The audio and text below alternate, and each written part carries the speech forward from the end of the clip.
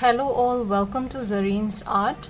So today I'm back with another lovely pattern. So we'll be creating a pattern something like this. So I'm using the grid sheet from my book, the patterns book. So as you all know, the patterns book is all you need to get started creating your own mandalas. So it has step-by-step illustrations supported with terminologies for you to understand about creating different patterns from basic to advanced level. So we are going to create a pattern in this book.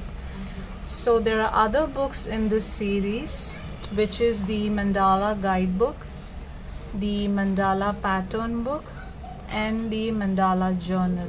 So these are the 4 books that you will need to get started creating your own mandalas. So to know more about the books or how to place an order, kindly head over to my website zareensart.com. We'll be sharing the link in the description box below.